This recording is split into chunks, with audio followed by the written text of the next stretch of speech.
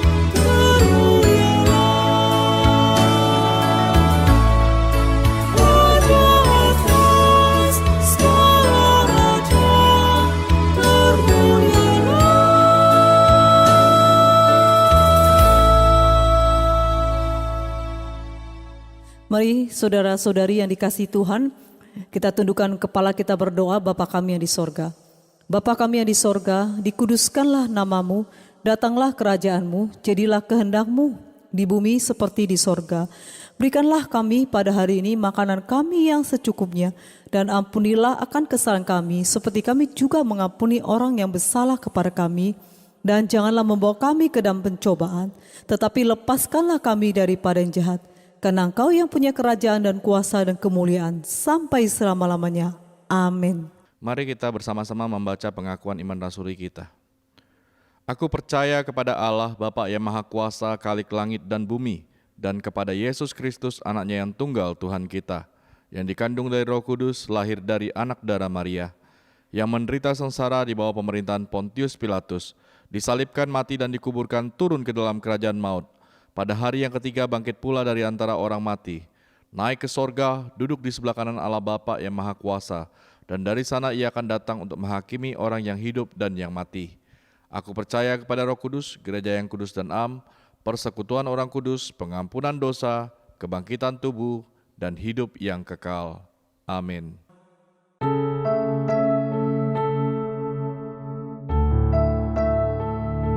Salam, selamat pagi saudara-saudara kasih Tuhan.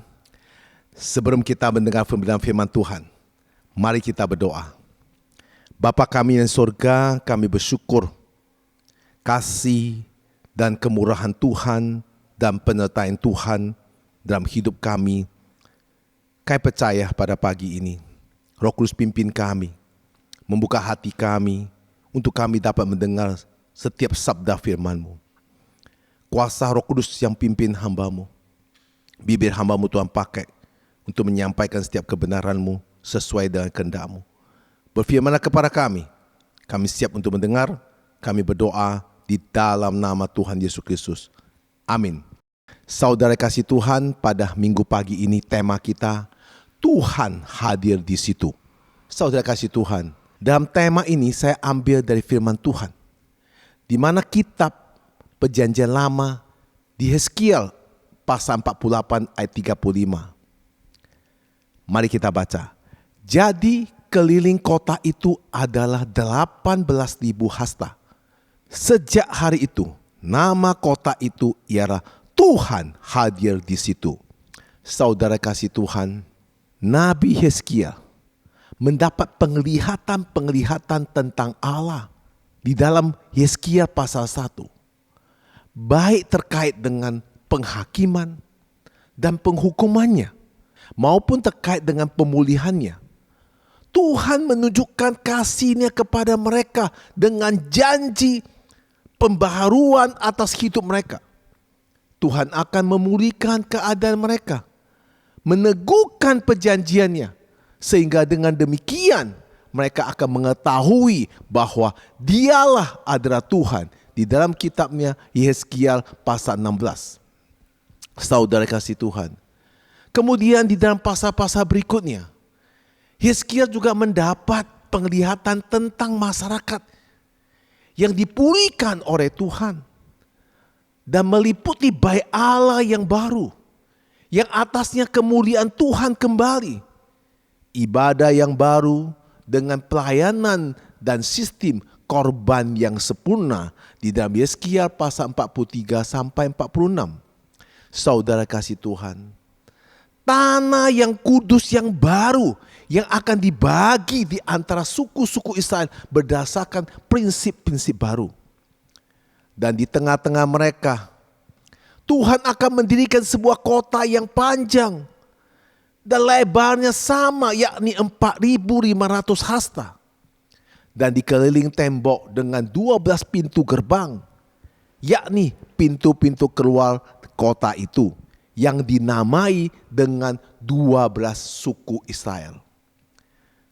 Kota itulah di dalam surat Yeskiel dinamakan Tuhan hadir di situ.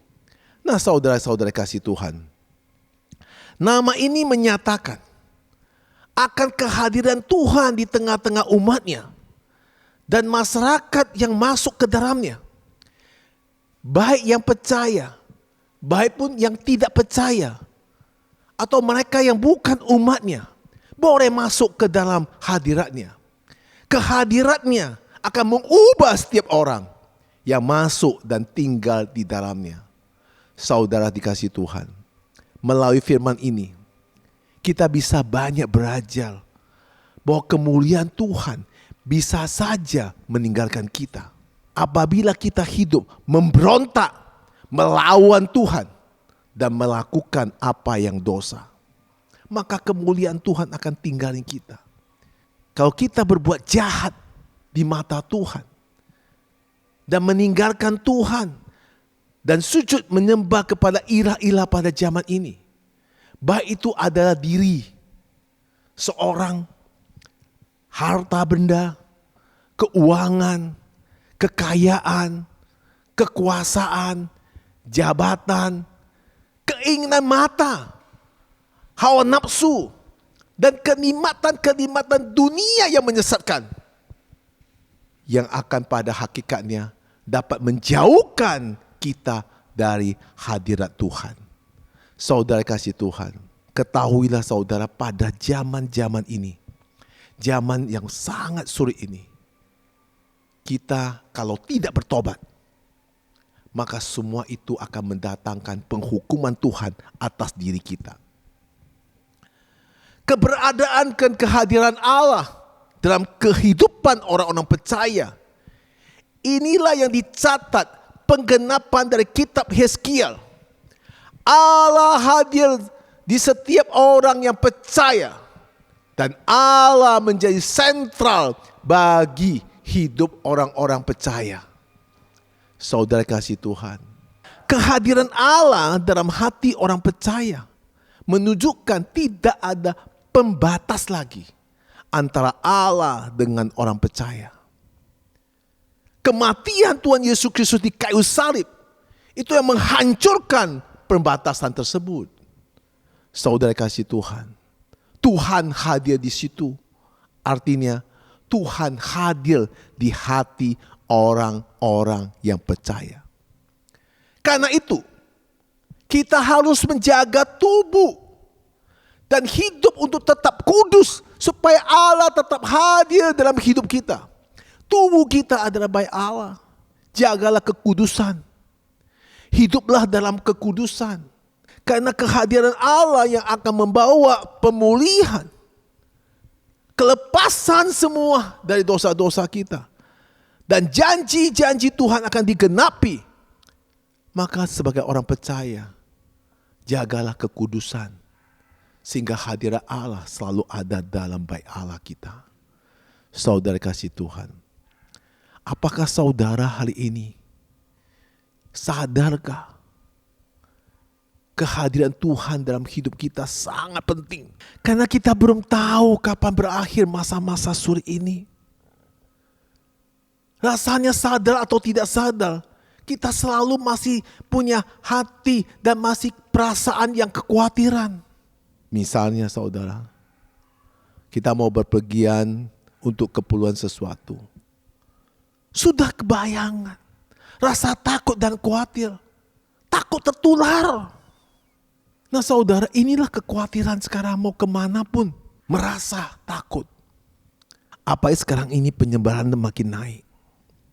Saudara, kita mempunyai perasaan yang selalu was-was, perasaan yang khawatir. Maka sangat penting kita menjaga kekudusan kita agar hadirat Allah ada dalam hidup kita.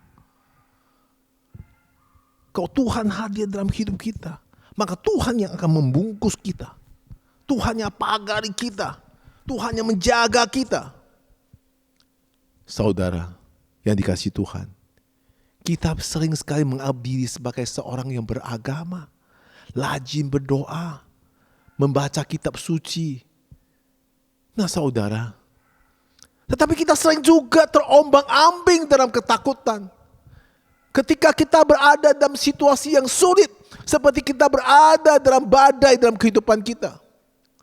Nah saudara, di masa-masa ini banyak umat Tuhan mengalami goncangan imannya, goncangan ketakutan, goncangan ekonominya. Saudara kasih Tuhan, maka Yesus Kristus memberikan pengajarannya pada hari ini, bagaimana kita harus menyikap suatu peristiwa yang mengombang-ambing dalam kehidupan kita. Apa yang dituliskan Alkitab, suatu kisah yang nyata tentang ketakutan para murid-murid saat menghadapi badai dan tofan. Kita tahu bahwa para murid-muridnya adalah nelayan yang tentu menghadapi badai dan tofan itu hal biasa. Namun dalam Injil dikatakan bahwa mereka sangat ketakutan. Meskipun saat itu Yesus bersama-sama dengan mereka. Bahkan Yesus tidur dengan tenang di dalam perahu. Kalau kita mendengar atau membaca kisah Injil ini pada hari ini,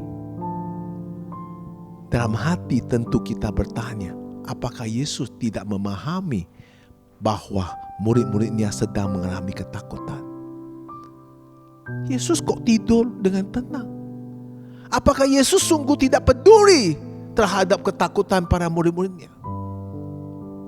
Dalam kehidupan sehari-hari inilah, kita sebagai anak Tuhan yang sekarang ini, yang sangat sulit ini, sering sekali terombang ambing oleh badai kehidupan.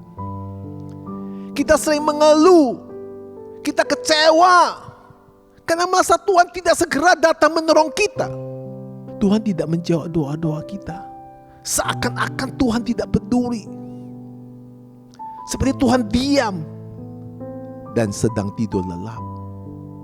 Saudara kasih Tuhan, meskipun dalam baca Injil kisah ini Yesus sedang tidur, ketika para murid-murid ketakutan dalam badai yang terjadi, kita percaya bahwa sesungguhnya Yesus tetap berjaga untuk mendengar seruan doa-doa kita. Namun, mengapa Yesus tidak segera membalasnya? Tidak segera menolong murid-muridnya? Bukan karena Yesus tidak peduli, tetapi seperti kepada para murid-muridnya, Yesus hendak menguji iman-iman mereka. Seperti hari ini kejadiannya, Yesus ingin menguji iman kepercayaan kita kepada Dia sampai sejauh mana. Maka Yesus mengeluarkan kalimat kepada murid-muridnya, "Mengapa kamu begitu takut? Mengapa kamu tidak percaya?" Saudara kasih Tuhan, seperti para murid Yesus, masalahnya bukan karena Tuhan tidak peduli, tetapi karena saat dalam ketakutan yang sangat luar biasa, maka kita sering tidak menyadari bahwa Tuhan ada bersama-sama kita. Saudara, di saat inilah sebagai orang percaya, Tuhan hadir di dalam hidup kita. Dalam kitab Amsal pasal 5 ayat 21, karena segala jalan orang terbuka di depan mata Tuhan, dan segala langkah orang diawasinya. Saudara, saya akan berikan sebuah ilustrasi. Apa yang akan dilakukan ketika seorang menyadari bahwa ada CCTV yang dipasang ketika kita berada di sebuah tempat? Tentu orang tersebut akan berhati-hati terhadap sikapnya dan gerak-geriknya, sebab dia tahu sekalipun tidak ada orang di dalam ruangan itu sama sekali, tetapi dia tetap diawasi dari jauh melalui CCTV. Nah, Alkitab berkata, segala jalan orang terbuka di depan mata Tuhan. Artinya tidak ada yang tersembunyi bagi Tuhan. Segala sesuatu di dunia dapat diketahui, bahwa yang belum terjadi sekalipun Tuhan akan tahu. Sayangnya saudara, banyak orang seperti mengabaikannya, tidak mempedulikan kehadiran Tuhan, sehingga seakan-akan menganggap Tuhan tidak tahu ketika kita melakukan dosa. Saudara, sesungguhnya Tuhan mengetahui semua hal yang ada di dalam hati manusia. Sebelum manusia dilahirkan menjadi dosa, Tuhan sudah tahu. Jika manusia menyadar dan sengaja melakukan dosa, berarti dia menganggap Tuhan itu tidak ada dan tidak mempeduli Tuhan. Oleh sebab itu orang percaya wajib berhati-hati terhadap pikiran, perkataan, perilaku kita masing-masing. Karena ini berarti menunjukkan bahwa kita menghargai keberadaan Tuhan dalam hidup kita. Ingat saudara, di langit ada dua mata seperti CCTV untuk melihat saudara. Dua mata di atas langit menembus semua dengan luang dan waktu. Dimanapun saudara, Tuhan melihat. Jangan berpikir saudara hari ini umpet di kamar, Tuhan tidak tahu. Jangan saudara berpikir saudara mengumpet di bawah kolong jembatan, Tuhan gak lihat. Semua Tuhan lihat. Dia tembus dari segala pandangan. Ada CCTV mengawas kita. Perbuatan-perbuatan kita selalu Tuhan menilai. Saudara-saudari kasih Tuhan, tahukah saudara, kehadiran Tuhan di tengah-tengah orang percaya akan menimbulkan dampak yang sangat luar biasa. Dalam kitab Perjanjian Lama, kehadiran Tuhan berdampak dalam kehidupan setiap individu dan seluruh umat Tuhan. Dalam Perjanjian Baru, kehadiran Tuhan Yesus mendatangkan berkat dan pertolongan bagi orang-orang yang membutuhkan. Kehadiran Roh Kudus melalui pelayanan para rasul yang diceritakan dalam kisah para rasul juga menimbulkan dampak yang luar biasa. Saudara-saudari kasih Tuhan, melalui firman Tuhan hari ini kita akan melihat lebih rinci tentang dampak kehadiran Tuhan, agar kita juga bisa mengalami dampak yang luar biasa atas kehadiran Tuhan dalam hidup kita. Saudara kasih Tuhan, mata kita lihat penyabaran lebih jelas pimpinan Tuhan. Nah saudara, di dalam kitab Perjanjian Lama, Ishak dan Yakub membebaskan bangsa Israel dari perbudakan di Mesir dan membawa ke tanah perjanjian. Dan Tuhan hadir di tengah-tengah mereka. Kehadiran Tuhan nampak dengan tiang awan dan tiang api. Tiang awan memberikan perlindungan dari panas terik matahari di siang hari. Tiang api memberikan penerangan dan kehangatan pada malam hari. Namun lebih dari itu, kehadiran Tuhan juga menentukan kapan mereka berangkat dan kapan mereka berhenti. Mereka tidak dapat berangkat atau tinggal di suatu tempat menurut kemauan mereka sendiri. Jika mereka melanggar pimpinan Tuhan, mereka bisa mengalami bencana yang luar biasa. Mengapa? Karena Tuhan tahu pelintasan bangsa-bangsa di padang berantaran. Tuhan juga tahu kapan datangnya badai padang gurun. Pimpinan Tuhan itu memberikan manfaat besar bagi bangsa Israel.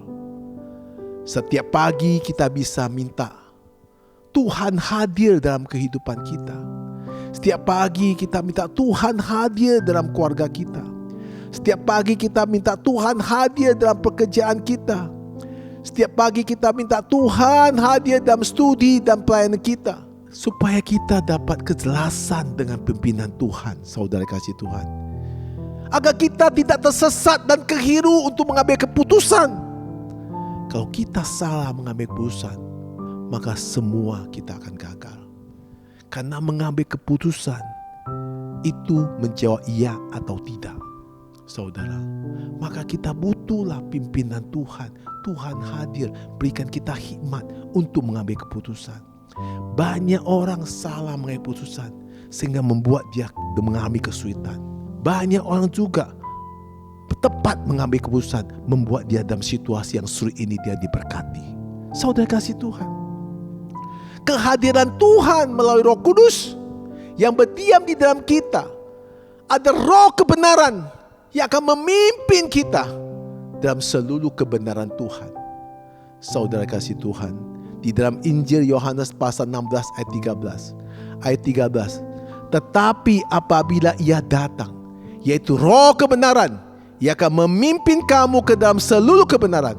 Sebab ia tidak akan berkata-kata dari dirinya sendiri, tetapi segala sesuatu yang didengarnya, itulah yang akan dikatakannya. Dan ia akan memberitakan kepadamu hal-hal yang akan datang.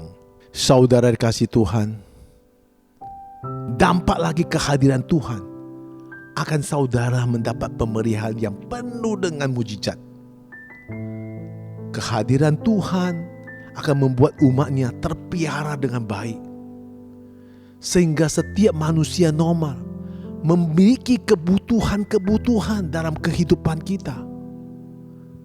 Seperti apa yang ditulis oleh firman Tuhan di Filipi 4 ayat 19. Allahku akan memenuhi segala kebutuhanmu menurut kekayaan dan kemuliaannya dalam Kristus Yesus. Nah saudara, segala sesuatu yang kita butuhkan dalam hidup kita disediakan oleh Tuhan Yesus Kristus. Saudara, Tuhan sudah menganugerahkan anaknya tunggal yaitu Yesus Kristus yang dianugerahkan kepada kita. Maka tentu Bapa pun akan memelihara kita dan mencukupi semua kebutuhan kita. Saudara, undanglah Tuhan dalam hidup kita. Karena Tuhan tahu kita sangat membutuhkan hidup. Tuhan tahu kita butuhkan nafkah. Tuhan tahu kita membutuhkan pangan. Tuhan tahu kita juga membutuhkan uang. Tuhan akan memelihara kita kalau kita hidup di mana Tuhan hadir dalam hidup kita. Di dalam surat Rasul Paulus Roma pasal 8 ayat 32. Ayat 32. Ia yang tidak menyayangkan anaknya sendiri, tetapi yang menyerahkannya bagi kita semua. Bagaimanakah mungkin ia tidak mengkaruniakan segala sesuatu kepada kita bersama-sama dengan dia? Saudara, dengan jelas sekali Tuhan menganugerahkan anak tunggal buat kita. Bapa rela anaknya buat kita. Kalau kita percaya di dalam Kristus, maka Kristuslah yang akan memelihara dalam hidup kita. Kita akan mengalami mujizat-mujizat. Masih banyak kisah dalam Alkitab menyatakan Tuhan hadir. Umatnya akan terpelihara dengan baik. Bukti juga sangat jelas ketika Yesus melakukan mujizat. Air diubah menjadi anggur. Waktu Yesus hadir di perjamuan kawin di Kana. Begitu Yesus juga melakukan mujizat 5 roti 2 ikan yang mampu memberikan 5.000 laki-laki makan. Masih sisa 12 baskor. Saudara, kehadiran Tuhan akan membuat kita melihat mujizat Tuhan. Ingat saudara, Tuhan selalu ada dalam hidup kita. Ingat saudara, di atas langit ada 2 mata. Seperti saudara, sekarang dalam satu ruangan ada CCTV mengawasi saudara. Saudara, undanglah Tuhan hadir dalam hidup saudara. Maka saudara akan mengalami perubahan total. Saudara akan mengalami kuasa Tuhan yang luar biasa. Saudara akan mengalami mujizat Tuhan. Mari kita berdoa. Bapa kami yang surga, terima kasih atas firman-Mu. Tuhan hadir di situ. Kami percaya juga Tuhan hadir dalam hidup kita, dalam keluarga kita, dalam usaha kita, dalam studi kita. Semuanya akan Tuhan pimpin. Semuanya akan berjalan dengan baik. Kami percaya dan kami mau setiap hari mengundang Tuhan hadir dalam hidup kita. Terima kasih Tuhan atas firman-Mu, atas pesan-Mu. Kami percaya kuasa Roh Kudus yang terus pimpin kami untuk setiap kali kami mengundang hadirat Tuhan dalam hidup kita. Di dalam nama Yesus kami berdoa. Amin. Saudara dikasihi Tuhan, marilah sebagai anak Tuhan yang percaya Yesus Kristus sebagai juru selamat. Bahkan Tuhan sudah menembus dosa kita di kayu salib. Marilah kita untuk hidup yang akan datang, itu pun sudah dijaminkan oleh Tuhan. Marilah kita undang Tuhan hadir dalam hidup kita. Di situasi sekarang yang sangat sulit ini, kita sangat membutuhkan Tuhan. Marilah kita undang hadirat Tuhan dalam hidup kita. Tuhan Yesus memberkati.